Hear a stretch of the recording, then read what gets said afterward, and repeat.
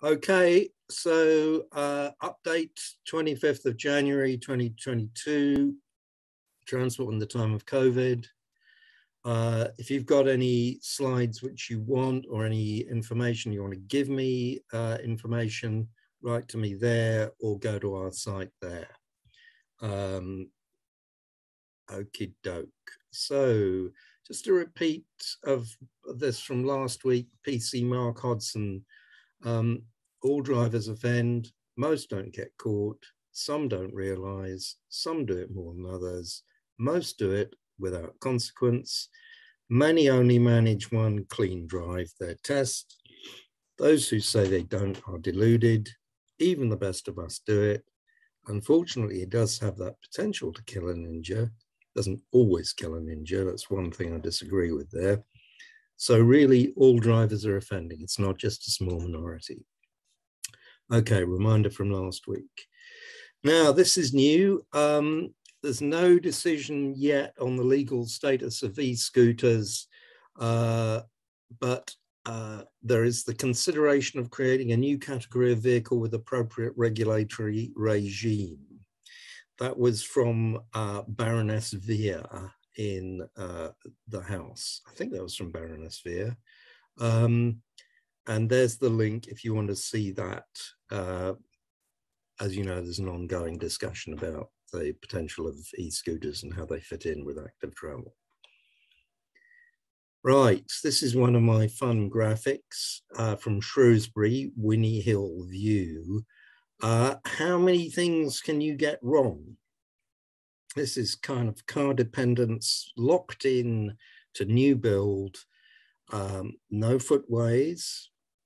And you can see on one side of the road, there is a shared use footway and cycleway, which is delineated with paint on one side of the road.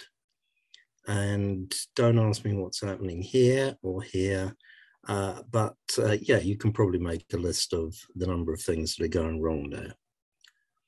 Right, this is something we touched on last week, and I'm putting it at the front rather than under London, but it's about what the Mayor of London announced last week, bold plans to secure a green, clean future for London, and that's the Net Zero by 2030 report, with call for much greater support from central government. Car traffic to come down by at least 27% in London by the end of the decade. It's because vehicle congestion has risen to pre-pandemic levels and need to cut car usage. Under Mayor's transport strategy, it was to cut it by 40% by 2040. This is now 27% by 2030, which is much closer time, a nice clear target for us. If you want to read the report, there it is. Pathways to net zero carbon by 2030, you can click on that link. And the report is by Element Energy, and it has different scenarios in it.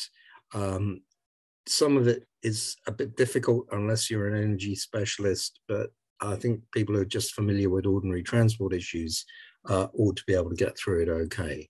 But it is one for you to look at.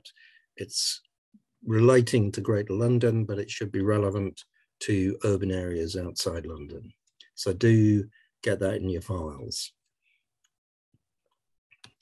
Again, repeat from last week, carsplaining when someone who never rides a bike explains road safety to cyclists. Now, there's been a lot of stuff happening about talking about the changes in the highway code. I put that up last week because there is an issue about how the government isn't spending enough time or resources on explaining what the changes in the highway code mean.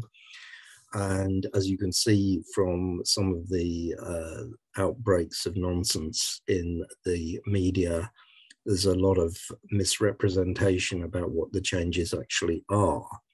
The changes are really mainly clarification and doing things like putting a number on the distance that has to be given when overtaking a cyclist.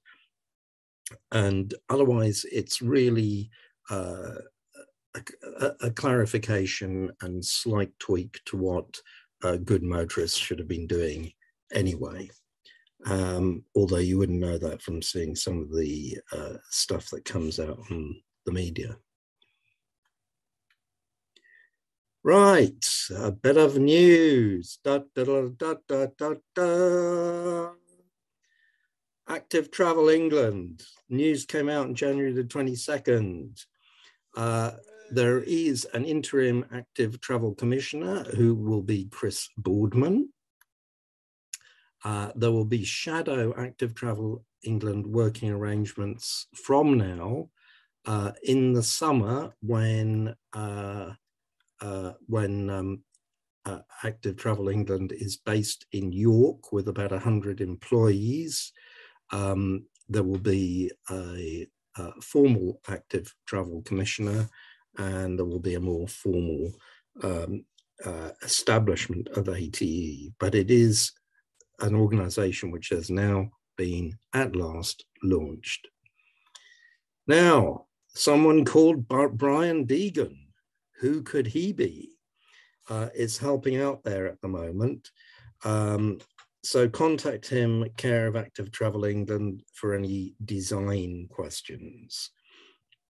He is going to be working as a civil servant as such, so do please remember that when you're asking him questions, but he is available already on his existing contact details for any clarification about local transport note 120 or the similar. So that's what he's going to be doing. So that's the news at last. It's out there, it's happening, and that's good. Right, I put this up last week because it looks like very important stuff for inclusive mobility. You will need to get hold of that, keep it in the files and read it. Right, some new research. Transport for All partners with Active Travel Academy at Westminster University to do a lot of work on low traffic neighborhoods. The research will explore the impact and experience of living in or near new low traffic neighborhoods in London, with boroughs including Camden, Hackney, Haringey, Islington, Newham and Lambeth being studied. It's going to be led by Rachel Aldred's team at University of Westminster, and it involves partners from London School, Cambridge, Imperial College London, and Transport for All. So that's going to be some pretty important research going on. Here's your reading list. The new, excuse me, new one is a report out today on the state of national cycling strategies in Europe, done by the European Cyclist Federation. That's a new bit of reading for you. Also new, good article by Steve Melia in Local Transport Today, Are Transport Specialists Practicing Self-Deception? You can see a reference to that from Cycling Industry News, something giving yet again the huge value of cycling infrastructure, this time what's been put in during the time of COVID. Here's a new seminar on the future of urban freight. And also, don't forget, 27th of January, that looks good, with Martin Porter on cycling children and contributory negligence. Right, in the UK, Manchester, Mayor Andy Burnham has been urged to sort off-track B network after Boardman departs, because Chris Boardman's gone from his role in Manchester to the ATE role. So Walkride GM has said, thanks Boardman for his agenda setting work. The delivery of the B network is well off track. Calls for a commitment to replace Boardman as Transport Commissioner and for them to tackle key issues, including an increasing focus on pavements and walking, and calls for a review of decision-making. They want the Mayor to become Chair of Transport for Greater Manchester and to appoint his new Transport Commissioner as Chief Officer. West of England Combined Authority and Bath and North East Somerset are investing 147 million in walking, cycling, bus infrastructure over the next 5 years. And a cycle route scheme in Exeter to be made permanent. Yeah, now we had a good presentation about what's been happening with regard to active travel in Wales last week. And here are a couple of slides with all the necessary links on them. And if you want them very soon, you can email me. I'll send you this presentation and you can look at these links at your leisure. Otherwise, you can see them on the YouTube presentation. Right, that's all those links from the Wales presentation we saw last week. Glasgow, yes, I showed you this abomination last week, and someone has put up a link saying what should have happened and where the guidance is. So do look at that, because installation of EV charging points is going to be a big issue for us. And there's the, if you've got any more news about the capability funding, do let us know. Right, now here's something from today, and it's an interesting thing that Peter Murray put up about working from home. And there's a GLA map showing changes that happened in terms of increases in working from home. And Peter Murray says, this GLA map shows areas of increase in home working. As far as my bit of West London is concerned, more working from home seemed to equate with greater antagonism from motorists to low traffic neighborhoods, while local retail did well. What was their problem? Driving to the shops? So here's something which in fact was raised a couple of decades ago, and that is that if people work from home, they won't be commuting in to big cities. They may be cutting out a car commute, but during the middle of the day, they may nip out in using their cars locally more than would have happened previously.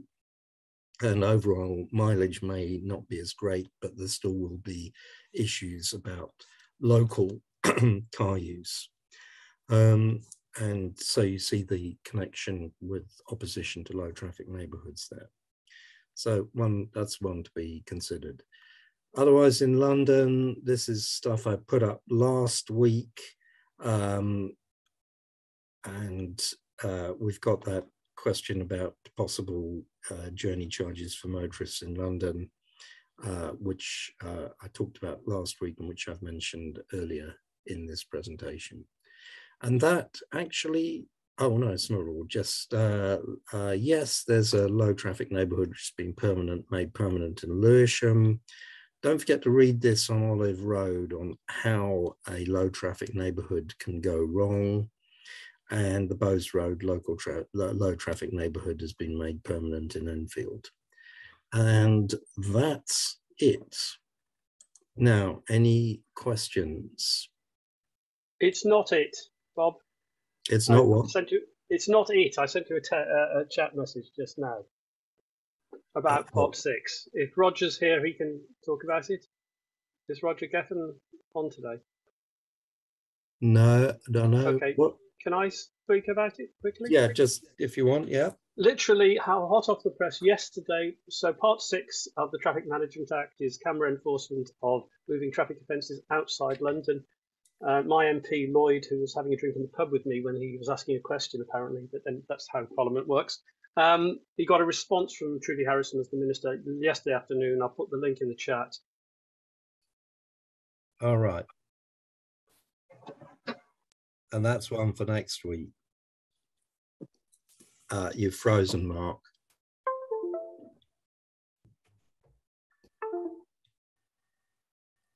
Yeah, you've frozen, Mark. Should we move on to see if there's anybody else who has anything else to add? I think Andy, I can see, he's got a hand up. Yeah, question, Bob. Has Brian announced the role he will be assuming in Active Travel England, or is that still, is he still keeping that part under wraps? It's, as I understand it, he is helping out on design queries. And if you want to get in touch with them about that, you can do that. That's really, I think, all I can say or know. Yeah, sorry. Yeah, I had a discussion with him. I was just wondering whether he'd gone public with it, but that's fine. Thank you very much. I just wanted to know whether it was public. Thanks. Dave, did you have something to add? Yeah, just a bit of the Dutch reach stuff. A lot of people are saying you could get fined if you're not doing Dutch reach to open the driver's door.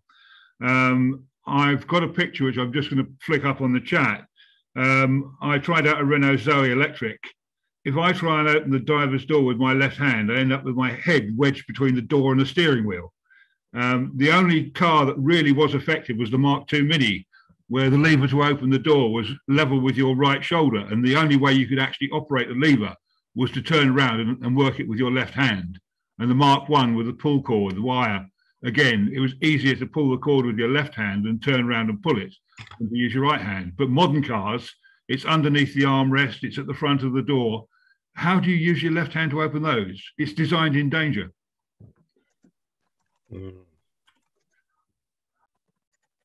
I'll have a think about that. I think there might be a need for us to maybe put up something about answering queries about the highway code, because people are getting a lot of confusions about it. I can also point out UPS vans all have sliding doors.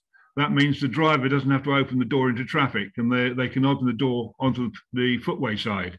It's more efficient and it's safer. The delivery driver's van should all have sliding doors. Yeah, thanks, Dave. I think we'll very quickly take David Harrison and Stuart Johnson, and then we'll move on to the first of our talks. Just could anybody say anything about the link between Active Travel England and TfL and London in particular? I don't know if there is what the current situation is. I mean, TfL is going into a position of what's called managed decline because of its poor financial state after COVID. I think Active Travel England is there to give advice and leadership to all highway authorities in England, and that would include TfL. But it won't be a funnel for the distribution of funding? I think, I don't know, I'd ask someone else if they know that. I think yes, but I'm not quite sure. I'd like to ask someone from London on that if they know. Maybe we can return to that another time. Stuart, do you have something you want to add? Just briefly, a news, I don't know if I missed it, Bob, but on LBC this morning, the Secretary of State announced he was talking about the highway code changes, and he said it's a balanced package, and he was going to introduce death by dangerous cycling offences as part of a balance for this. So it's sort of, I wonder if they've seen the amount of noise in the tabloid press anti-cycling as a result of this, and it looked like he was trying to balance it by saying, well, we're doing something against dangerous cycling as part of the same package. So I haven't seen it widely reported. Was that Mr. Shapps? It was Mr. Shapps with Nick Freeman on LBC this morning, and it hasn't been picked up widely. I just re-listened to it. So yeah, causing death by dangerous cycling is going to become law. Roger Geffen spoke about that whole thing last last week, and I mean it is possible that all that stuff will go into the overall package of changes to what we want to see in terms of highway, in terms of road traffic offence law. So actually that might not mean anything new specifically directed at cyclists. It might be just that it's going to come in something which is due to come in later anyway. Yeah, it did feel like quid pro quo for, if you want some safety changes in the highway code, you're going to get the death by dangerous cycling as the quid pro quo. Okay, thanks, Sally. Claire, did you have something to, I saw you waving there. Do you want to go? I was just going to say in response to the question about sort of the exact scope of Active Travel England and the funding question, I reckon some of these things are still to be thrashed out, which is one of the reasons why I expect Boardman was really keen to get announced and get the shadow body announced, because, you know, you need that public, you need the body to be a body to fight for itself. So I don't have sort of hard evidence for that, but that's what I think is some of these things are probably to be punched out. Was I correct about what I said about what Walk Ride GM said about Manchester? Yeah. I mean, Walk Ride GM, we feel, you know, that these are the questions that need to be asked, mainly about Andy Burnham as mayor has a very different relationship with Transport for Greater Manchester than the London mayor does with TfL. And you know, that there is a disconnect there. And it's ironic that Boardman will effectively have more control over transport policy and delivery in his new role in GM. It will have more control over transport policy and delivery in GM in his new role than he did in his old role. So, yeah. Yeah, it's exciting though. It's very good to see something happening. But yeah, I imagine there's quite a bit, you know, to be thrashed out. I think we'll move on to our first speaker now. Jim, are you there? Yeah, I'm here. Yes, hi. Great, fantastic. So a very warm welcome to Jim Densham from Cycling UK in Scotland. And we've had, you know, last week we had a really good update on Wales. We've had bits of news from Scotland over the last couple of years, 18 months, but we haven't really had a kind of solid kind of, you know, look at what's been going on there, and we sort of feel that we'd like to know much more, so hoping that you're going to fill that gap for us. Jim, did you want to? Yeah, no problem. Share a screen? I will share my screen.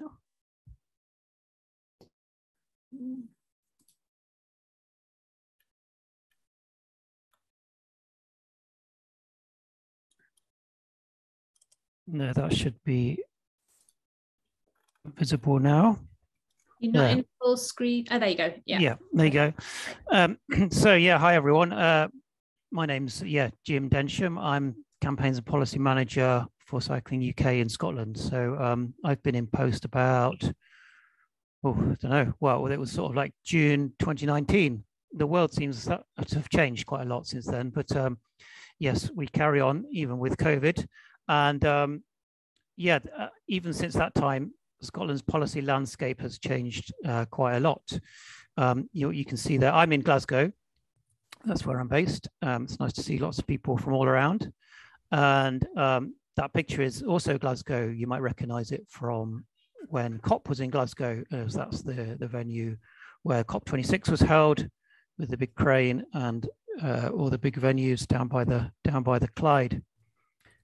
So I'm going to spend about 10-15 minutes talking about what's happening in Scotland, some of the things that happened since the election, etc., and what we're looking forward to in Scotland. And you know, even if you're not in Scotland, I hope it's useful, and we can have a bit of a discussion perhaps afterwards about some of the things that are going on and what can be transferable to England or Wales or wherever you're from.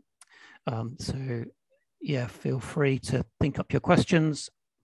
We can talk about them after this. So devolution, that confusing thing that people get wrong or forget, and even in being in Scotland, it's hard to remember all the different things that the Scottish government is responsible for compared to Westminster, or even what local local authorities are responsible for. So so that's just in terms of transport and active travel, that's the short version of what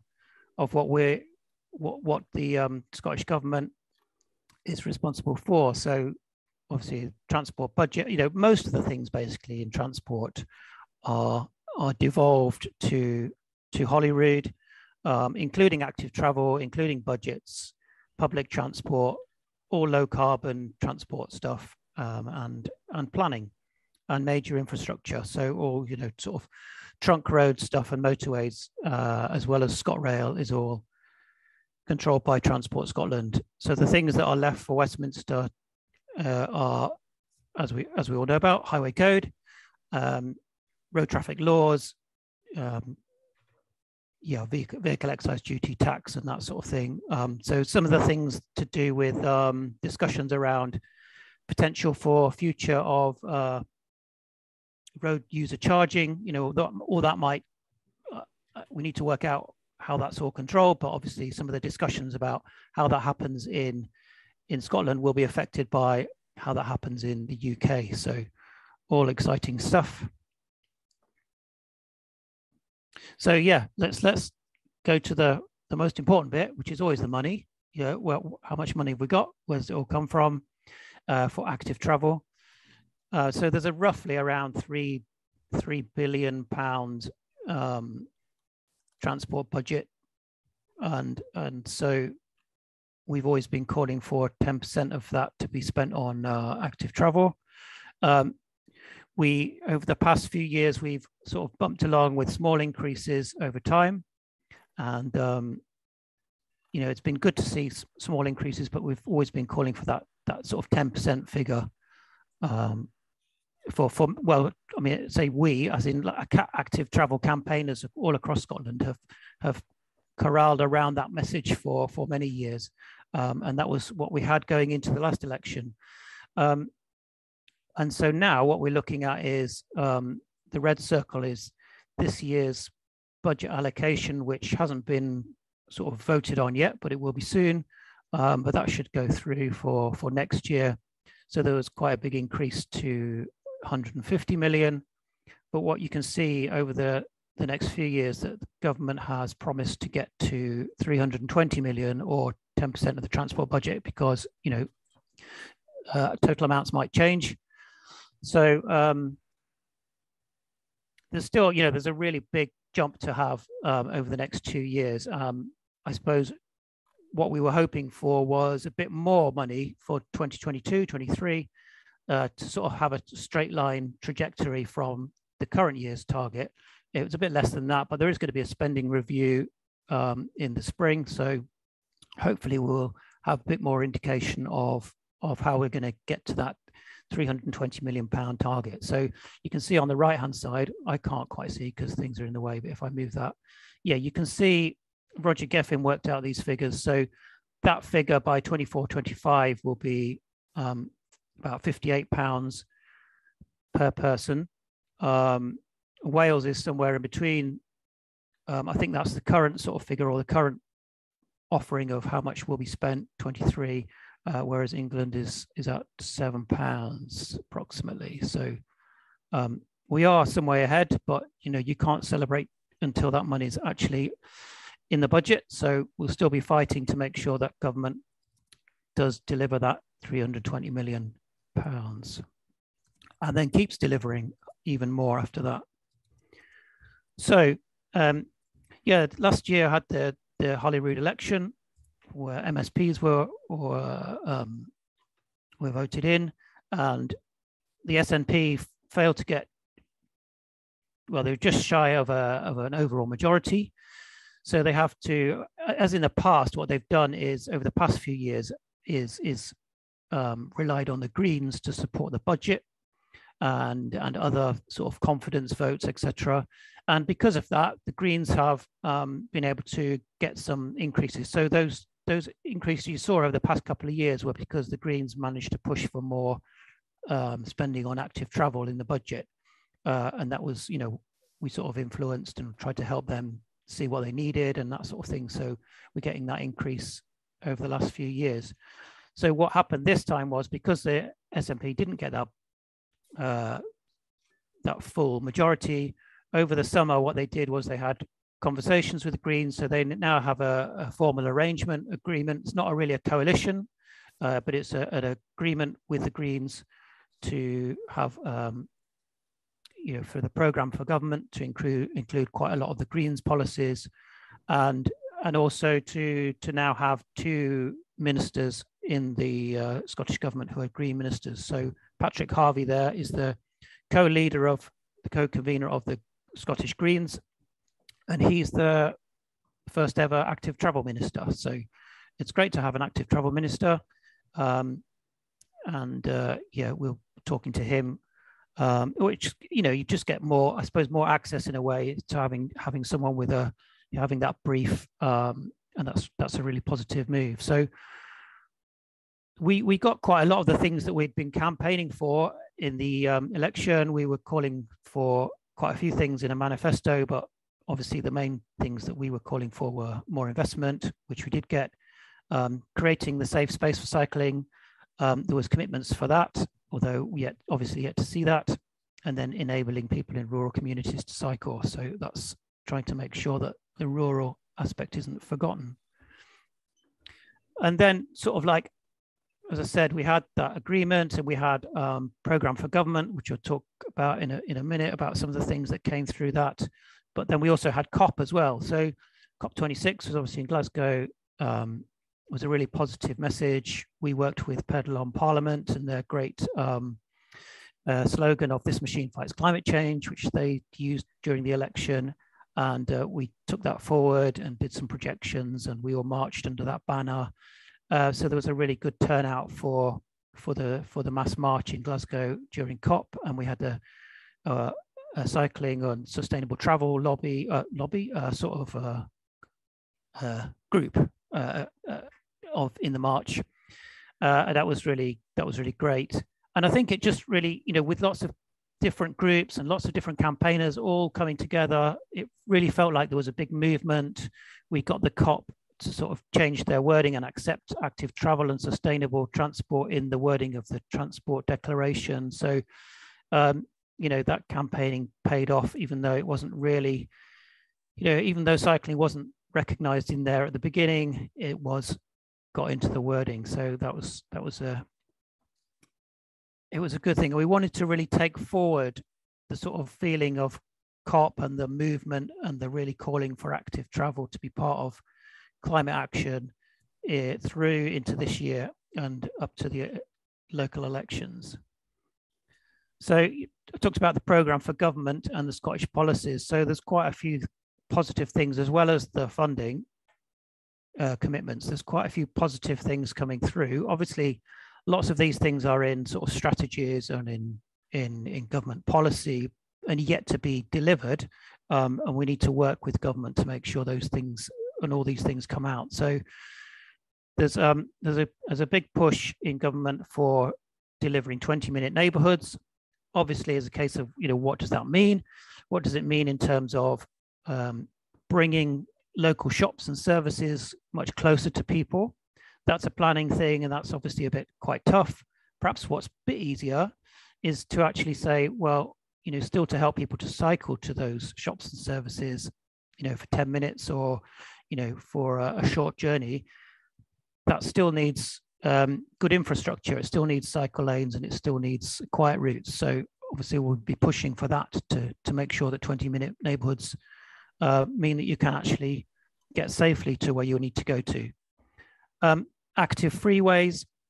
Active freeways are government's plan to have sort of high quality, fast corridors of segregated cycle routes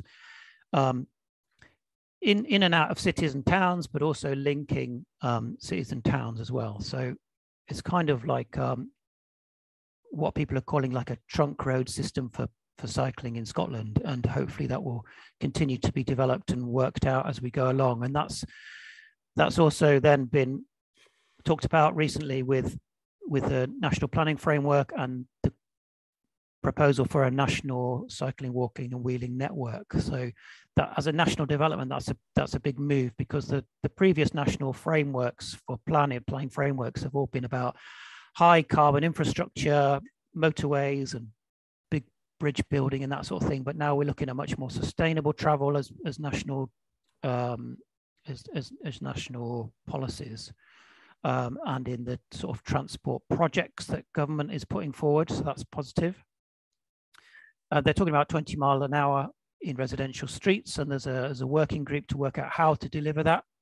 Like a lot of people, we would like to see that as a default for residential and built up areas, but that might come in a zonal system where local authorities bring that in. There's promise to roll out more school streets and have a speed limits review.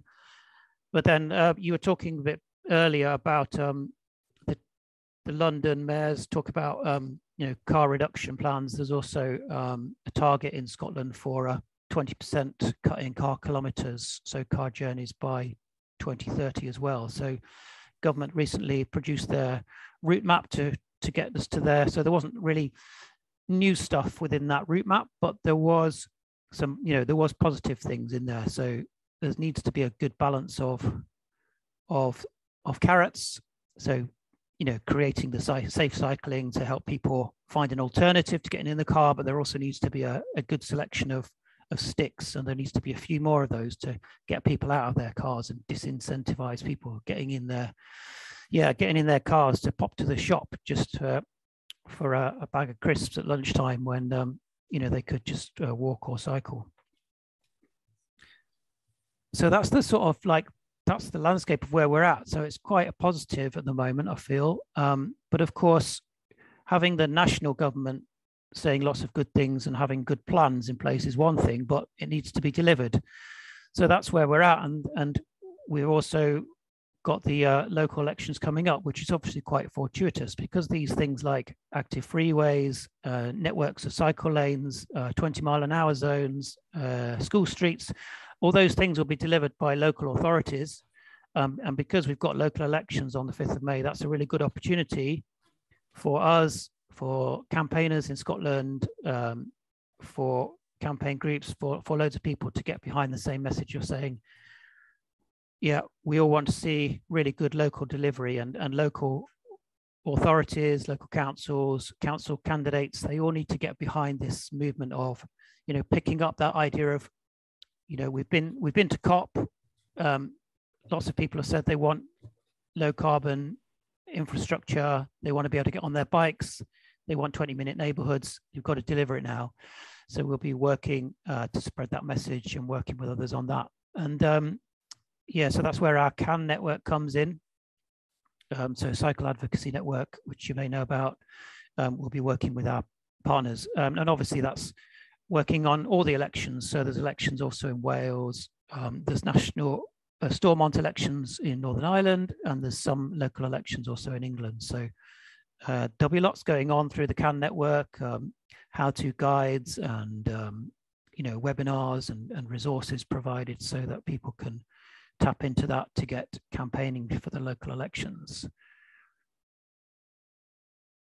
And that's that's it. That's me, I think. So open to questions. So feel free to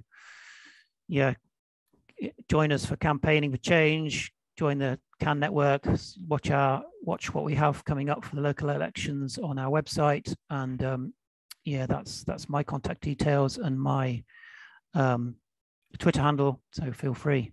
I shall stop sharing, and perhaps we can discuss, unless we want to do it after Sam's talked. No, I think we'll have questions now, Jim. If you stop sharing your screen now, and I'll be able to see who's got hands up. But thank you so much. That's really interesting and really fantastic to get that kind of level of funding. I really hope that comes through. And all credit to all of the people who've campaigned really hard and long for that. I can see a few hands up. Lisa, do you want to go first and ask a question? Thanks. Hi, Jim. That was a great presentation. Thank you. Just interested in the route map that's just been published. I haven't looked at that. But to what extent is road user charging or road pricing being considered in Scotland? Is that in the route map? It's not in the route map as a something government says they're going to do yet, but it is in the kind of lower down section where they say there are future things that they are talking to others about. So government, they have talked about road user charging as a thing which they're open to, but what they say is that they're looking at that, talking to UK government, talking to other governments, I guess, about how that comes in. So yeah, so Scottish Government and Transport Scotland don't have a fixed policy on it, but they are their policy is to investigate further. And I think that gives us an open door to push for, this needs to be one of the important sticks that that we use when we're trying to get to this target, because in a way it's pretty inevitable that sort of policy needs to come in. So Scotland could be leading that discussion and leading that work if it chooses to. Thanks. Stephen Edwards, your hand up. Hello. Yes, yeah, that was an interesting talk. Thank you. I just wanted to ask about active travel, and also this relates to Active Travel England. I know that they're supposedly in England to have a bit of bearing on local authority bypasses and all of these other roads that are being built in addition to the government's, and I'm still referring to England here, RIS2 programme. I don't know so much about Scotland, but Scotland hasn't paused and reviewed its road strategy as Wales has. So I don't know if you've got any information about that at all, if active travel can have any influence on the the carbon and so on from construction and projected traffic, etc. Yeah, we've been pushing government for a while. Actually, often not so much Cycling UK, actually, apart from talking about that they need to consider their road building program, but organisations that we're partners of, like Stop Climate Chaos Scotland, really pushing government that they need to, with their, they declared a climate emergency early on, but they haven't really done anything that shows that it's a climate emergency. And one of the things would be to stop building roads or building more capacity, and really consider that. And so Wales have done a really good job to do that.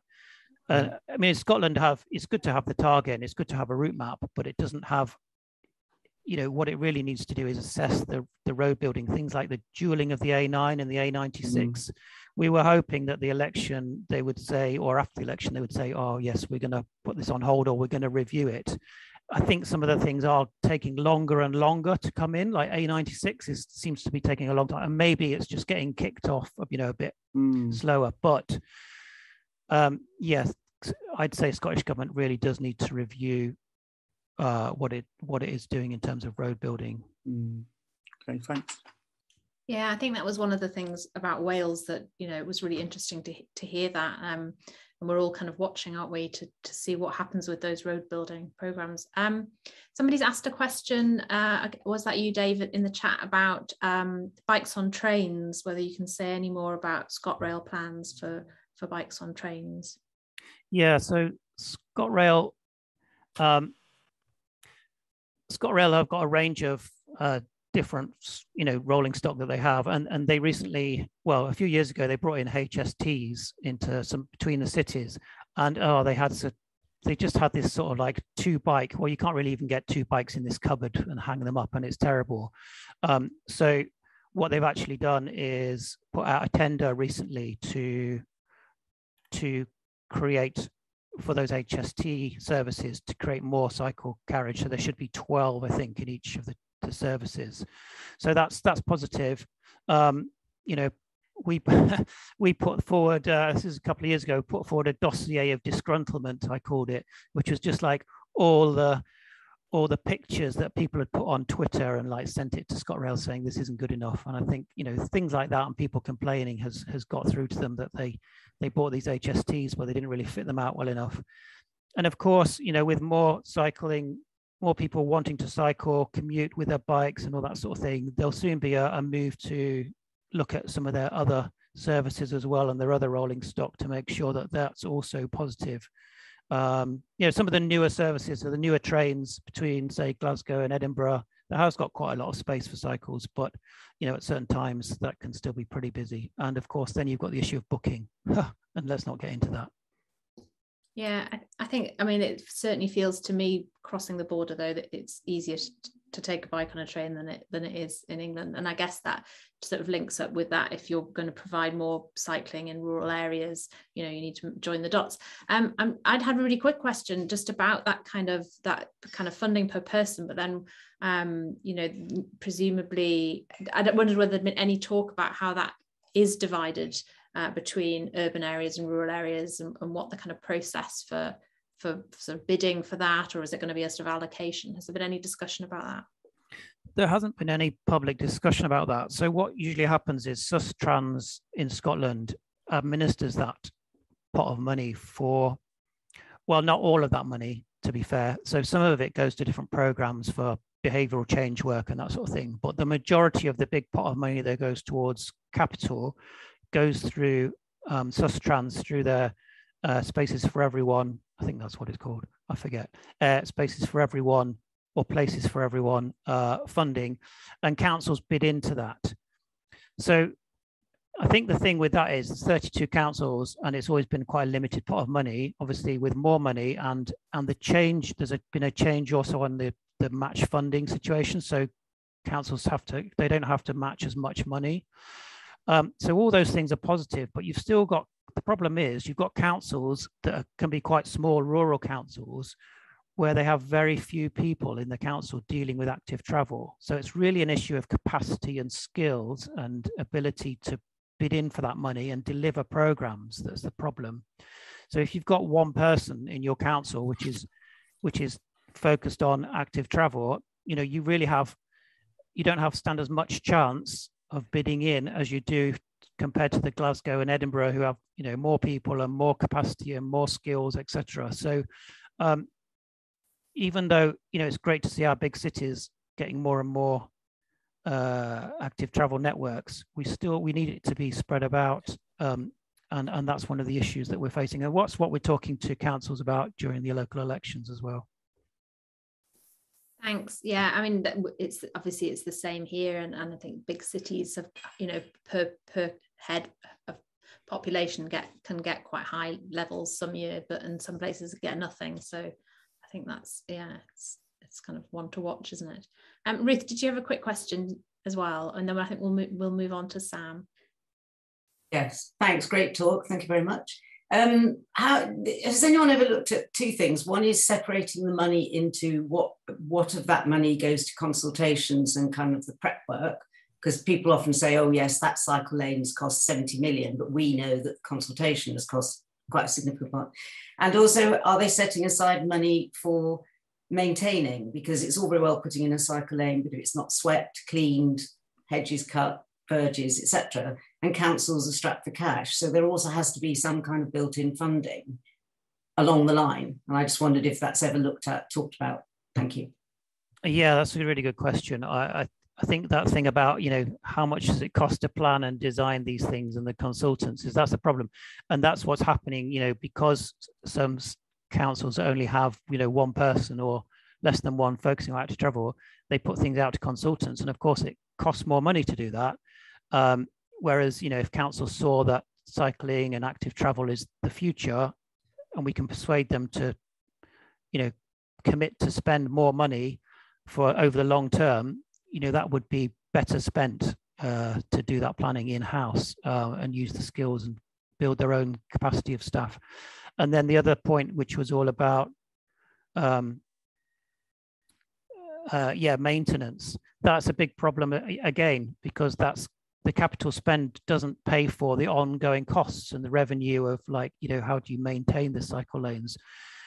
So, we were talking about potholes on BBC Scotland just the other day, and the dangers they can face for cyclists, and so surfaces of cycle lanes and sweeping them and having special machinery in again is a problem. Places like Glasgow and Edinburgh are getting better at that. They have dedicated machinery to be able to do that, but it's a perennial issue council budgets are squeezed in Scotland, like I'm sure they are in England, and it's something we keep having to remind councils that if you put this stuff in place, you've really got to plan to maintain it and look after it, or it won't get used.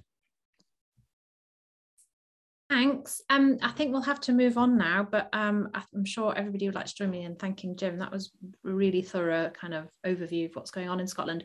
We are going to have more Scotland, more people coming to talk about Scotland. We've got Sally Hinchcliffe and Suzanne Forup who are going to talk about the campaign Walk, Wheel, Cycle, Vote. Is that next week or the week after? I'm not sure. It might be the week after next.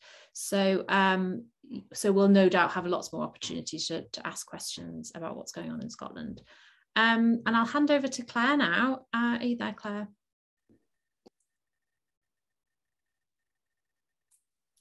Yeah, I'll just hand to Sam. Thank you. I'm Sam, and I'm a landscape architect, also in Scotland. So, yeah, despite me and Jim not having very local accents, we are up here. In times of Zoom, you might not really realise that, but I've lived here for 20 plus years now, so I'm kind of fairly au fait with stuff, and I do things with Jim as well at Cycling UK, and that's really kind of how I've ended up really pushing from our side of things, active travel from within our practice. We're a private practice, there's 11 of us, and I kind of started out as a landscape architect, kind of being a bit like, where do I fit in with things? You know, you start out all young and enthused about stuff, and then you see these old guys, and you know they're really specialised on things, and my thing wasn't really planting and stuff like that, although, you know, it has great, you know, use. And it was a way that I could bring my experience and passion through cycling into my work. So this has kind of luckily coincided with a lot of additional funding being available for projects, and also the move to lower carbon development. So it's really good that Jim has kind of done the background work of outlining how low carbon development and policies are being pushed in Scotland. So I'm going to talk about how we as designers are kind of moving towards that, and what our ideas are.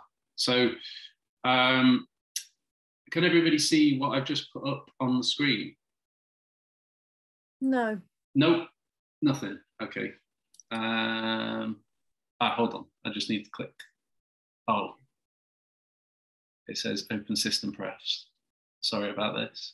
It's all right.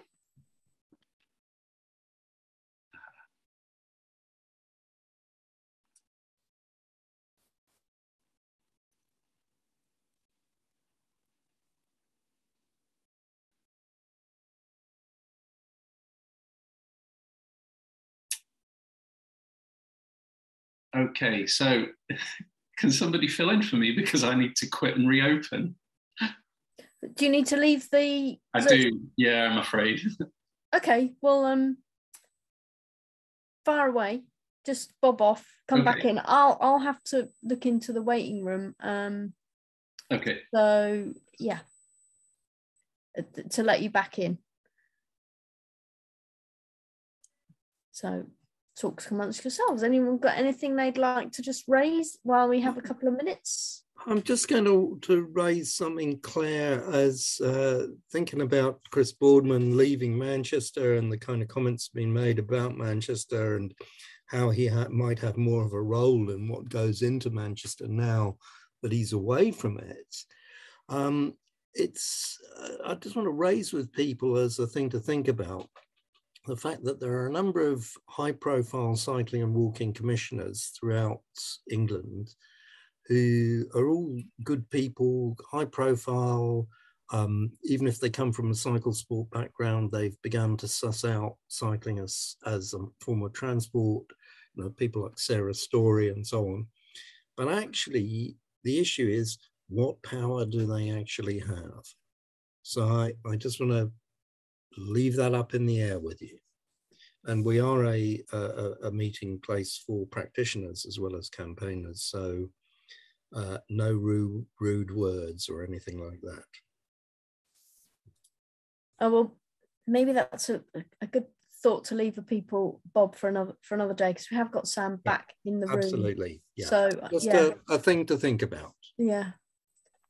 So Sam, back to you. See things now, so hopefully this will work. Is everybody seeing that? Something has come through. Yeah, that's great. We can see that. Fantastic. Okay. So the this project came about as a kind of a development site in Edinburgh. It was the site of the 1970 and 1986 Commonwealth Games, and we were brought on board, Rayburn Farquhar Bone, which is the company I work for, along with Collective Architecture, to look at the area of land that they'd earmarked for housing development. There's a separate section which is still being kept as sports provision. There's a whole heap of kind of discussion about that. But our look was really kind of the housing element. So this is where Meadowbank sits in Edinburgh. Waverley Station is over here. That's about 1.5 miles away down London Road, which kind of heads east and then effectively turns into the A1. It's a fairly large area, but it's sort of bounded by the main East Coast rail line, so you'll have been past that if you've visited up here, and then a kind of a secondary line that's sort of temporarily or partially been changed to all sorts of things, or it's derelict at the moment. There's some great local green space around it. So we've got Holyrood Park, which everyone probably knows with Arthur's Seat, Loch End Park, which is a local and quite a nice, important little green space. We've got great shopping centre links here, and that's kind of more your retail stuff, supermarket, but there's kind of local shops on Easter Road. And in Piers Hill over to the east, there's a bunch of other different smaller shops too. So it's really quite well connected. And it was a real shame that the initial master plan was effectively doing a great big road with what probably most of you will call donutting. So you kind of do the housing development blocks, then you put a little bit of buffer zone, as they call it, and then a bit of a footpath, and then parking, and then a road. And it's just, you know, bog standard houses surrounded by parking. It was refused on the basis of it being really incompatible, and there was a load of sort of local knee-jerk reaction to that, because the consultation was not great. There has been a lot of this in the local area. So what we started off doing was going around these kind of more recent developments in the local sort of vicinity of Meadowbank and having a look and seeing what worked and what didn't work. And as you can probably make out, there's quite a lot of the same sort of stuff, you know, drive in, get in your car, get in your house, look over the street at somebody else. There's no trees, very little green. There are some slightly better sort of muse type things happening locally too, but these are kind of few and far between. And they're still very much, you know, as you can see in this image, it's get in your car and park outside your house sort of stuff. So we wanted to kind of really develop it as a place that wasn't car dominated and where people didn't feel marginalized. We thought it was time for a bit of a change. And we started by kind of doing our desktop studies and looking at, you know, how we could really sort of fit in with Edinburgh's strategies. And one of the important ones was the citywide parking review. And the grey area that you can see sort of in the middle is where the charged parking areas are. And Abbey Hill, this sort of green area off to the right here, is where Meadowbank sits. And it's quite close to where the zones are at the moment. And there's a lot of displacement parking that happens. And unofficially, we've been told that, in this area, charged on-street parking is coming. So we thought, how do we kind of, do this and make it so that this is a place where people want to be? And because we were in that initial stage of the project of thinking, what are the ideas? Give us some ideas. Like, let's start searching for things. And I went and had a chat with a friend, Kim Harding, who's the founder of the Edinburgh Festival of Cycling. And I really wanted to tap him up about cargo bikes and, how we could kind of include more stuff for cargo bikes, get people using that for shopping, etc., rather than getting in their cars and taking those for easy journeys, as Bob had explained earlier on. And of course, Kim's first thing was just, go car free. You kind of go, well, all right. And the more he kind of said it and we talked about it, the more it seemed like a good idea. And his advice was, and this is where Freiburg comes in, was why don't we have people coming to Scotland to see exemplar projects? We all go to other countries, cities, to go and see these amazing places and go, oh, that's brilliant. I'd live there. That's fantastic. This feels lovely. But then we get home and everyone does the same old stuff. So, Scotland should be a place that's kind of batting above its average. It's always been that kind of sort of psyche. So why can't we do that? Why can't we be somewhere that people from Freiburg come to have a look at and go, oh, we can learn some lessons here? This aligns with the City of Edinburgh Council's policies. These are kind of local policies as opposed to the kind of national ones that Jim had presented previously.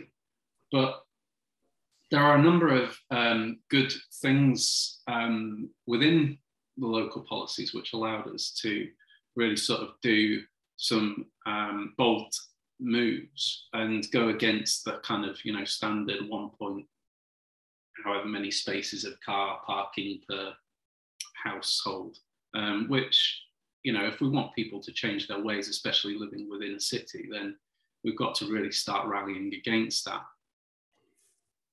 So this kind of set our brief to start developing the master plan. It was really kind of clear that we needed a community-led process so that we took the community with us. From our point of view, landscape and ecology at the heart of the development. There's some really, really important trees on the site as well, some Wheatley elm trees, which a lot of local people have a lot of love for. And we wanted to make sure that we protected them. I mean, it's our kind of policy in the studio that, we do as much as we can to make sure we kind of don't chop stuff down. It's just good practice. And we'll love them based on what we do for a living. We wanted a net carbon zero approach because, we're looking to tie into these policies. We wanted affordable homes and community commercial space and a connected site with green routes, active travel and minimal car parking. So this kind of led to us having a look at this diagram and thinking about what active travel currently means. And really at the moment, we get a lot of, at home, you've got sheds, you've got on-street stuff, but garages, which, you can't really fit many modern cars in a garage. Cramped hallways in flats and the aforementioned car parking standards. And there's a load of good stuff on traveling between A and B. So, as much as we'd like to see way more infrastructure going in, there is infrastructure going in, drip by drip, NCN networks and mapping to sort of encourage people. And then once you get to work or your local amenities, safe cycle storage and places to get showers and stuff are increasingly available.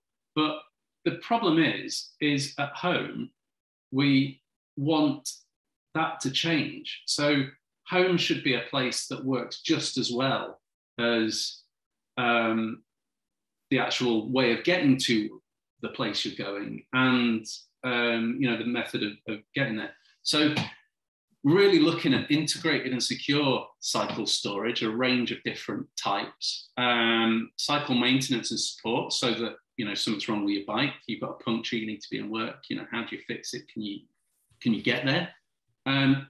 We want active travel routes from the doorstep, not at the edge of the estate, or like the one that Bob has shown with that kind of painted line on the road. And an integrated 20-minute neighbourhood. So that was talking about all the stuff that we'd looked at with the local amenities. And we felt that Meadowbank really could, fit well into the 20-minute neighbourhood. There's a lot of resource within that 1 mile. And there's something like, I think it's about 46% of Edinburgh residents don't have a car. So, that really kind of tied in well with, the people we're aiming to serve here. The other things that we really, really care about are, open spaces for people to visit. So talked about the local green spaces, and we've got the gym right next door as well. So, if you want to do that kind of thing, the sports facilities there too. And towards the city, you maybe a 30-minute walk, 10 or 15 minutes on the bus, 10 or 15 minutes cycling. It's really, really close. So we started building up ways of how we would allow access to the area. And the first thing that we did recognise is that we're still going to need to have vehicles in there. It's a bit of a terrible thing to have to sort of think about, when we're looking at designing people first place. But we have to get bin servicing in, we have to get fire tender access, and also designing for disabled people if they are blue badge holders. So those were our sort of 3 criteria. And the other thing that we wanted to do was, for the times that people do want to use a car, say if they're going to IKEA or whatever they're doing, there are car club bays. So this kind of meant for us that we've got something like 22 accessible bays and 6 car club bays, which serve a 600 home development. What we wanted to do was make sure that any cars that were kind of coming in really stayed towards the front of the development. So the dark blue line in here is, we designed sort of a roundabout, an elongated roundabout, because that's what we had space for, right at the front of the site. So it effectively kind of brings people in and then shoots them back out again. And then having a separate gateway zone that really kind of sets the tone that you're not in a road system anymore. And we also put the car club bays right at the end here, so that people aren't really kind of,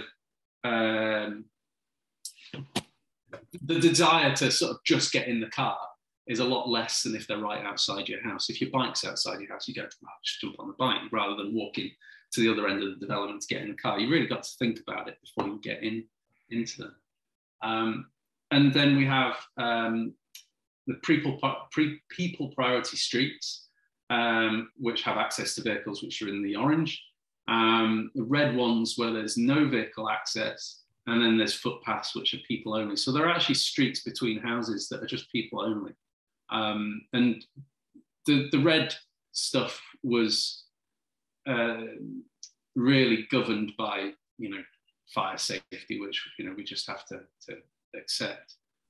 So this gives a little sort of introduction to the parking distribution across the site. The Undercroft bays at the minute were put in because of a surgery that is potentially going in this building. So that was a criteria of a surgery that doctors on call, etc., would like to have.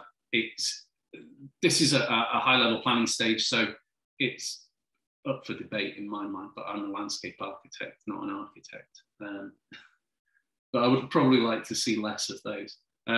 Effectively, we've got drop-off, which is around the community hub facilities, the car club bays, and then the distribution of accessible bays for these homes here. There is another set of homes up in this top corner, but they're served by on-street parking, and permit holders would be able to access blue badge spots. So looking at how streets would develop, we really wanted to make these places that didn't look like streets. So having space where it was primarily people that you're moving around, but also providing protected areas for people who do feel more vulnerable, or for if there are vehicles moving, because there's going to be delivery things until people start using cargo bikes, which we're seeing more of, which is pretty cool. This meant kind of keeping this sort of shared surface. I say shared surface, but it's, it's pedestrian primarily and cyclists primarily. Then having a zone to the side for more vulnerable users, so including things like a tapping edge for people who are limited or issues with sight. Also putting in rain gardens and planting, things that kind of provide something nice to look at, provide space for wildlife, and also to move rainwater throughout the site. We're in a climate crisis, as well as a need to reduce our reliance on vehicles. We also need to cater for changing weather patterns. So we've got three things that we want our arteries to do. One is to move people, the other thing is to move water, and the third thing is to move wildlife. So this involves putting in, quite extensive drainage elements on the surface, because burying it underground, we know, does bad things to things further down the system. And that really started to shape how our streets would start to look. This has kind of led us to achieving a Building with Nature Design Award. That was quite a nice thing to have. This is just purely for the design stage, and obviously the construction stage has its own submission for that. So Building with Nature recognises different standards to really make a place and really kind of focus on, what changes mediocre design to something where it really elevates it. So thinking about people's well-being and how it responds to the requirements of wildlife, etc. There's probably another presentation on that, to be honest. Cycle storage was a big thing, and our approach was to really do as many things as we could. So in the bigger sort of areas, the bigger sort of blocks of flats, there would be rooms with internal cycle storage. Outside some of the individual homes, there'd be like the front garden sheds, which I think it's Birmingham, where there's been loads of people complaining that they're trying to get really sort of nice sheds and being refused them. Then there would be communal sheds for sort of on street, where people could, have friends over, they can bring their bike and park.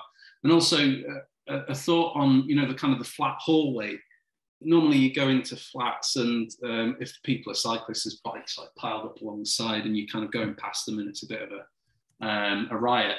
So thinking about widening the hallway so that you can get in your bike into a kind of a recess.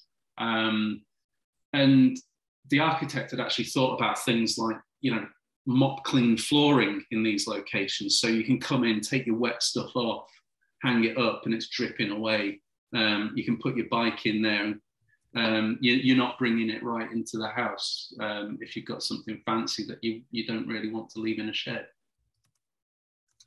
The idea of supporting people and giving them the tools to empower them to choose something better in terms of getting around was also a big focus for us. So I had a chat with a friend who runs Falkirk Active Travel Hub. It's great sort of being a cyclist because there's normally like loads of people that are willing to help and just give you a bit of time to kind of give you some advice and go, oh, you know, what about this? What about that? And Ray at Falkirk Active Travel Hub was really helpful in telling us about actually the Active Travel Hub that he runs has gone from being just about people kind of getting them walking and cycling to actually being a community hub. It's really made a big change to people's social isolation. And I in turn put him in touch with a friend who's a GP, and they're now talking about social prescribing and getting people to, you know, kind of really think about how they connect with their community and what they can offer by just doing these, you know, daily activities.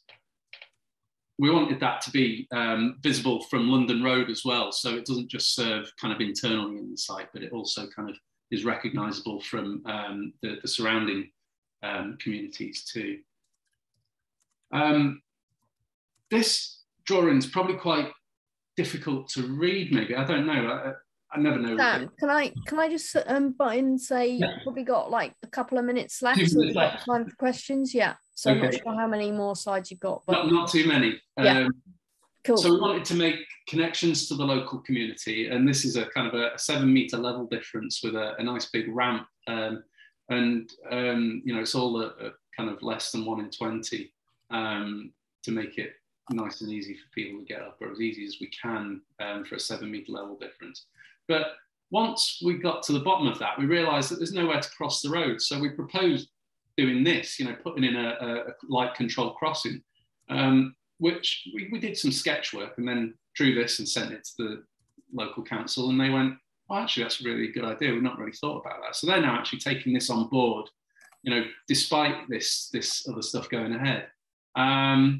So think about outside the box. You know, it's great sort of drawing your plans and going, oh, we've got all these, you know, connections that we can make. But if you get beyond your site and you go, where are we going to go? Then you have to think about that and try pushing a little bit to get a bit more. There's another thing of thinking about walking loops and keeping people active. So designing in waymarked routes around the site to encourage people to go out and walk the dog, time their route, see if they can improve on what they've done recently. So really, what did we learn? Start about being ambitious and think differently, and consider alternative funding. So with us, we sought advice from Sustrans. What we realized was Sustrans didn't really have much of an opinion or an idea on how to change how people live, but they are now considering this, and they have some policy coming out soon. Balance the agendas within the council. So think about your aspiration versus the practicality. You know, it's the whole thing about, you know, we'd love to have that, you know, no cars whatsoever, but, you know, we need bins, we need fire access and stuff. Policy is your friend. There's a lot of good policy coming through to meet net zero targets. So make sure you kind of use that and beat people around the head with it. Local context, so tying into active travel networks, know where your bus transport is and your local amenities. Think about how people are going to get there. Think about how to make it easier. Think about how to make it safer. Cars not king. I'm preaching to the converted here, but if you've got too many parked cars already, then more parking is not going to solve that problem. And there's no other way to say it. Community first, make spaces really legible and accessible to everybody. So you design to the kind of simplest method of moving around, and that makes it better for everyone. So it's time for something new, and this is what we hope Meadowbank will achieve. And lastly, it has been recognised by the Architects Journal as their Master Plan Award winner in 2021. So that was really nice to see. That was the architects that submitted that, but it's been a real pleasure to work on this, and I'm really passionate about it. And I think that we've got a huge amount to do to stop people from just doing the same old stuff over and over again, building loads of out-of-town things, housing estates where it's just the same thing over and over again. We can do something different. Brilliant, thank you, Sam. So we've got 6 minutes left, and I will invite questions if people can put their hand up or put them in the chat. But the first one I'm going to ask was something that cropped up in a couple of places, was just how was it difficult to get away that ratio of 600 houses to 22 parking spots or whatever it was? How did you manage that? Because a lot of places, I know that's really hard. So was that easy, hard? How did you do it? It was easy because the policy within Edinburgh was they've actually removed those parking standards. So it was simple to make the case about displacement parking is already happening around about, and as much as the local kind of communities are not very keen on hearing it, charged parking is going to come in, which is a management process by which everyone will abide. So really the on-street parking thing and asking about how people are going to access their homes, they really bought in, the planners really bought into the idea, and so did the transport people at CEC. So it was a fairly straightforward conversation.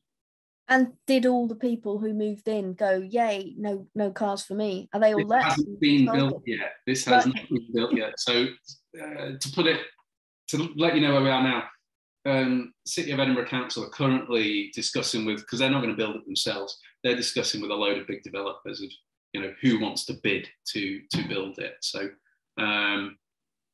the idea is, though, that the people who want to live here want to live low car free. So a lot of people within our consultations that were like, yeah, I love this idea. Yeah. And older people as well, which was kind of funny because normally they're the kind of sometimes the nimbiest. Yeah, well, it's a big cost, isn't it, having a car that you don't drive much. Mark Strong, I'm conscious you've got your hand up. Would you like to ask a question? Thanks. Sorry for my inadvertent disappearance earlier while I was talking. On the cycle parking, I mean, I noticed some of that cycle parking in there has niggles, I'll say. I'll be polite and use niggles. Now, we wrote a guidance document, we being Transport Initiatives, a guidance document for Cambridgeshire County Council, Cambridge City Council a few years ago on cycle parking in new developments. And it's still extant, and it has things like widths of corridors in there. I was just wondering if you used some of that guidance. It's slightly out of date now because it hasn't taken account of larger bikes, cargo bikes, adapted cycles and so on. But for the standard bikes, it's still, bike sizes haven't really changed. So that's one thing. And the other is I noticed, for example, some of the cycle racks were silver on a grey background, which for disabilities not very good. So there are some, there's plenty of good experience elsewhere. And sometimes I find, no offence to architects, but sometimes I find architects are too very keen to invent new designs and new ideas rather than just using simple, tried and trusted methodologies that other people have used. Yeah, the things that flashed up are precedent images really to demonstrate range of types rather than, this is exactly what we would want to put in. None of this has been built. So the design process would highlight this, and we're hopefully going to be on the design team within this, and yeah, certainly having things like contrasting cycle stands, etc., is really it's straightforward nowadays of having that within your design. We do quite a bit of work with the Iris Murdoch Centre, which is dementia-friendly studies provision at Stirling University. So there's a lot of good guidance there, which they're kind of continuing to release, and we'd hope to kind of include that within any detailed design. Thanks. Yeah, thank you. And can you put the link to the stuff that you did in the chat? Actually? Yeah, I'll try and find it, unless Roxy or somebody from Cambridge is there and can do it straight away. Yeah, it was good to find these things. I just want to say thanks, Sam. We'll leave it there. There are some questions in the chat if you've got a minute to go in and answer. I'm going to hand to Ruth in a moment for the last word, but just to say thanks so much for that presentation. I think a lot of us are sort of campaigners and why can't we do this? Why can't we do that? It's all good in theory, but that was like a brilliant case study of applying this in practice and how it can be done. So I really hope it gets built in the way that you've designed it.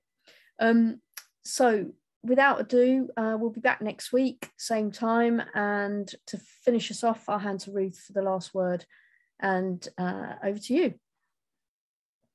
Last word is, you couldn't make this up. So one of the local onesies who there's new local traffic network stuff going on in Chiswick, where they're suddenly waking up and realizing that they can't drive around Chiswick like they used to.